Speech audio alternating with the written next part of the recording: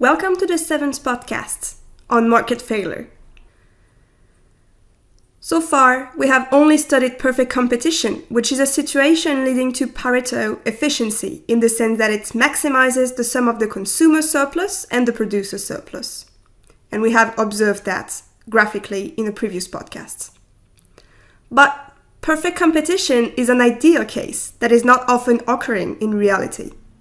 Sometimes markets fail. It means that there is a failure to allocate resources in a Pareto efficient way. These cases can lead to an inefficient allocation of resources that does not equate marginal cost and marginal benefits, which is, as we saw, one of the essential criteria for efficiency. Why do markets fail? There are different reasons for that. It can result from imperfect competition, imperfect information, the presence of an externality, or the fact that the product presents characteristics of a public good. So, faced with one of these situations, should the government intervene and achieve a Pareto improvement? This is what this podcast is about. Imperfect competition is particularly relevant to environmental economics because major polluters such as electricity and fuel providers tend to have considerable market power. Imperfect competition happens when sellers have sufficient market power to charge prices above marginal costs, limit the quantity produced, or produce goods of inferior quality. One of the classical examples of imperfect competition is the extreme case in which there is only one producer on the market, in other words, a monopolist. Relative to a competitive industry with the same cost structure, a monopoly will charge more and produce less. So how should a monopoly optimally set the prices and the supplied quantity? An important difference with a competitive market is that a monopolist does not take the price as given. Instead, the monopolist takes into account that the demanded quantity falls with a higher price. So, the more the monopoly supplies to the market, the less high will be the price that consumers are willing to pay for the goods. Formally, this means that the first derivative of P with respect to Q is negative. The monopoly maximizes her profits, Pi of Q, which are classically the total revenue TR of Q minus the total costs TC of Q. The revenue consists of the price multiplied by the quantity of the good, and the costs consist of the variable costs, VC of Q, plus the fixed costs, FC. The only difference compared to perfect competition is that the price is not given anymore, but depends on the quantity Q, as you can see in red here. So, if we maximize over Q, the first order condition is that P plus P prime of Q is multiplied by the quantity of the good, which is the marginal revenue or benefit of the monopoly, is equal to VC prime of Q, which is also the marginal costs. We can arrange this to express the price as the difference between the variable cost and P prime of Q times Q. The latter component is positive, since P prime of Q is negative, which means that the firm perceives as an additional cost the fact that the price falls with a higher supplied quantity. It results that we have a higher price of the good on the market, and thus it is supplied in a lower quantity. So, graphically, in perfect competition, the marginal cost and the marginal benefit are equal, and this situation leads to the maximum total surplus. This is Pareto efficient. But with a monopoly, the marginal revenues are lower than the marginal revenues under perfect competition because of the additional component P prime of Q times Q. This gives the quantity supplied to the market, Q star star. At this quantity, the monopoly can meet the demand and set the price P star star on the market. Because at Q star star, the marginal benefit is lower than the marginal cost for a monopoly, the output level is inefficient. And there is what we call the deadweight loss, represented by the shaded triangle, the red triangle here. So in the end, the price will be set higher in a monopoly than under perfect competition. This is not Pareto efficient because it does not maximize aggregate welfare, which is the sum of consumer surplus and producer surplus. And this inefficiency justifies government intervention in order to correct for this market failure. Let's turn to the second type of market failure. Did you know that common coffee cups and opaque plastic cutlery made of polystyrene can leach a colorless, sweet-smelling chemical called styrene into food and beverages? Imperfect information exists when buyers and sellers have inadequate knowledge about relevant products, prices, markets, customers, suppliers, safety hazards, or environmental concerns to appropriately weigh all the options they have. In the past, incomplete information about the environmental and health effects of products such as tobacco, lead, solvents, and dioxins may have resulted in inefficient consumption levels. So the consequences can be of different sorts. Either asymmetric information results in consumers buying too much of a product or paying too much for it because they don't know about lower priced alternatives. Imperfect information can also affect producers though, who may make too much of one product and not enough of another product because they hold inadequate information about consumer demand. So we can define asymmetric information in a more general manner. This is a situation in which one of the two market sites, producers or consumers, disposes of more information than the other. And this is a market failure because it leads to inefficiencies. One of the most common examples is the trade of second-hand cars. When selling a car, the owner is likely to have full knowledge about its service history and likelihood to break down. The potential buyer, by contrast, will be in the dark and has to trust the seller to tell her all of the important information in relation to the car. Say the quality of the car is denoted by K. We hypothesize that the value attributed to the car by the buyer is greater than the seller's value. So this means that the Pareto optimal allocation is that the car changes ownership. And there should be a price P which satisfies both the seller and the buyer so that they can trade. So when does trade occur in presence of asymmetric information? The owner is willing to sell the car if the price is higher than her value times the quality of the car, which means that the quality of the car K is lower than the price divided by the seller's value for a given market price P. Thus, on the market, only cars with a quality K in the interval 0 to P over theta S are offered. We assume that the buyer knows the distribution of the car's quality. Let's say it is uniform. In this case, the average quality is half the maximum quality. The buyer is willing to purchase the car if her value times what she expects the quality of the car is greater than the price, where E of K is the expected quality of all cars sold on the second-hand car market. So the average quality of cars sold at price P is E of K equal to half the maximum offered quality, so half P over theta S. And this is less than the average quality in general if we reasonably assume that P over theta S is less than K max. It results in an average quality offered on the market, which is lower than the average quality of all cars. This is what we call adverse selection in the sense that the goods with lowest quality are selected and offered on the market. Finally, is there a price at which the transaction can be made? Remember that the buyer purchases the car if her valuation times what she expects from the car's quality is greater than the price of the car.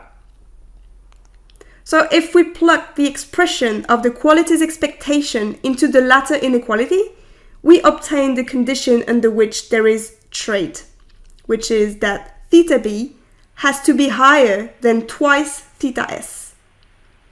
So only if buyer's valuation of the car is twice as much as the seller's valuation will there be a price at which the transaction occurs. Otherwise, the market shrinks or even breaks down. So we have seen that information is an important element in the functioning of markets. To go a little bit further, how do you assess the role of the internet in such a situation? Some economists argue that the internet has helped to reduce the incidence of asymmetric information. For example, when guests go to visit hotels or restaurants, they can look at online reviews to have a better idea of what to expect. Selling second-hand goods through marketplaces like eBay or Amazon relies on sellers building up good reviews. Therefore, there is an incentive to only sell goods which are correctly marketed. When you come back home late in the night, do you pay attention to the noise you make? Some of our decisions may have repercussions on other individuals. Here, your neighbors. These are called externalities. This is the cost for a negative externality or the benefit for a positive externality that affects a party who did not choose to incur that cost or benefit.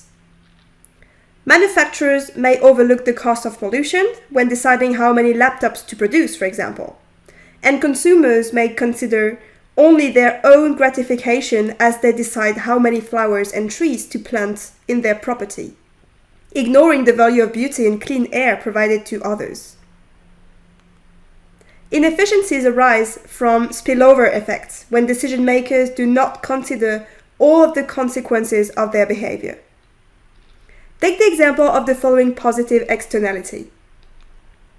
Honeybees create honey for beekeepers, but they also pollinate fruit trees for farmers within about a 7-mile radius of the hive. The beekeepers may not consider the external benefits of their hives when they decide how many hives to purchase. Let's go deeper into the example of a negative externality, such as chemical pollution. Consider a chemical producer located alongside a river, and assume that this producer emits a chemical Q that pollutes the river.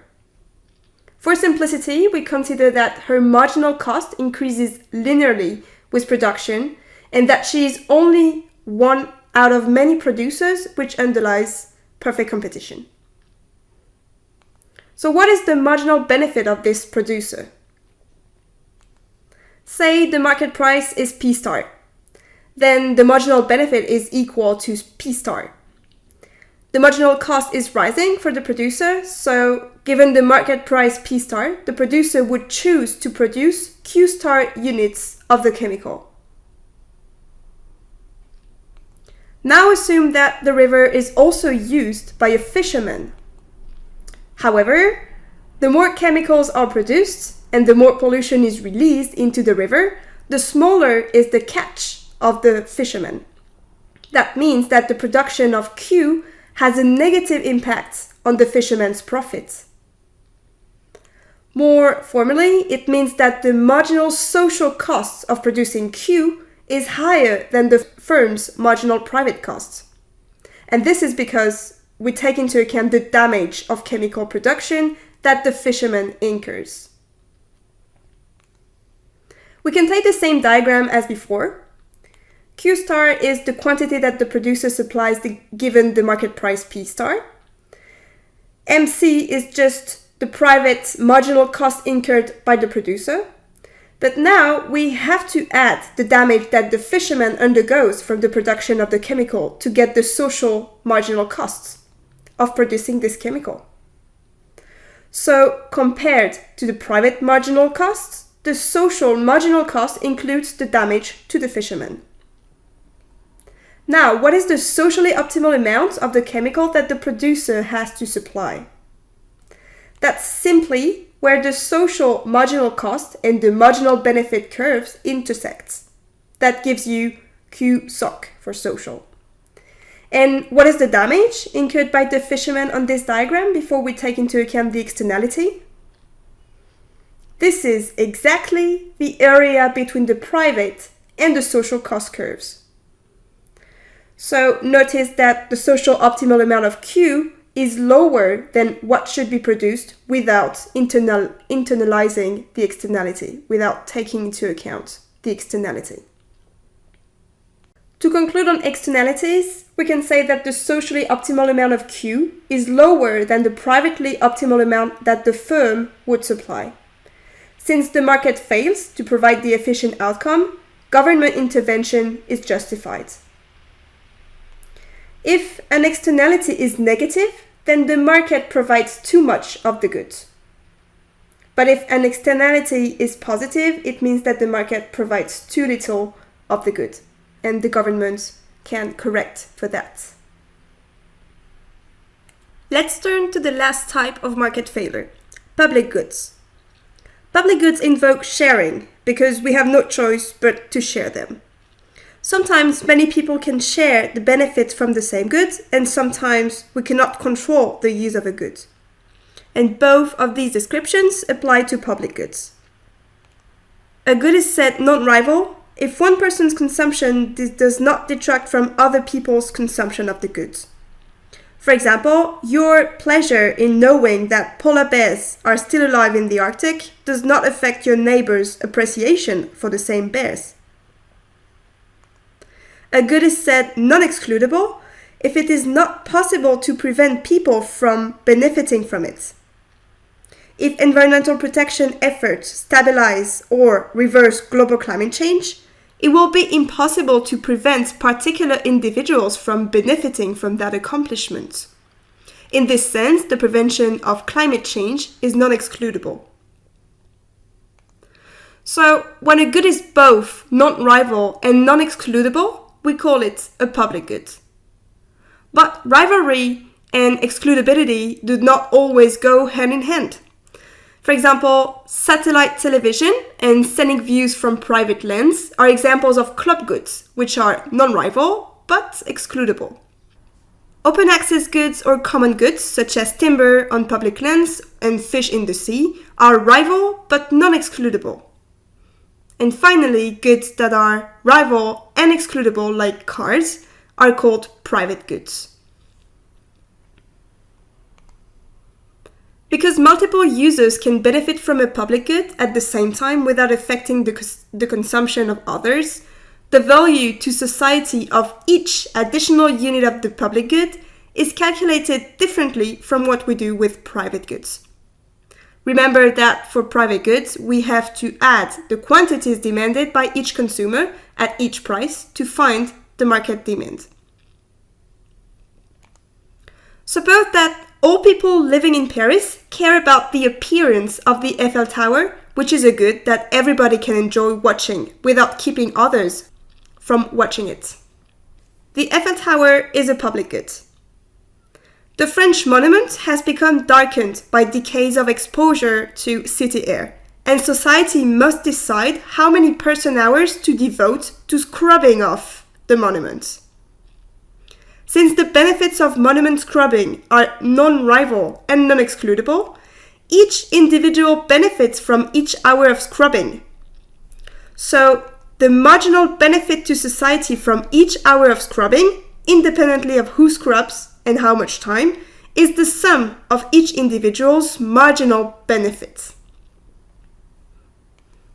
So graphically, let's simplify and set that there are only two individuals, A and B, who can scrub the Eiffel Tower.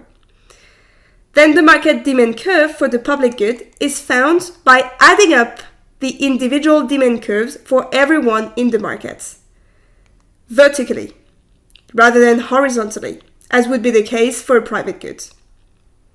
So we add up the marginal benefits A and B in order to find the social optimal quantity of the public good to provide, Q star. Thus, the general rule to find the socially optimal quantity of the public good is that the marginal cost is equal to the sum of marginal benefits. So unlike private goods, we add marginal benefits, we don't add quantities. Maybe you already have an idea of the problem that can be encountered with public goods. The problem is that individuals know they can benefit from the existence of these goods, whether or not they make efforts or pay for them.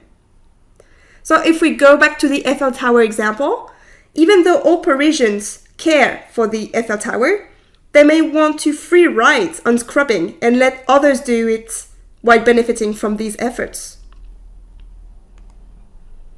A door-to-door collection to pay for polar bear preservation would most likely come up short due to the number of free riders who attempt to benefit from a public good without paying for it. Indeed, the person collecting donations may ask your willingness to pay for the preservation of polar bears. But even though you care for these animals, you may think that other people could contribute to this instead of you. Given the non-rival and non-excludable nature of many natural resources, individuals have little incentive to reveal their true preferences.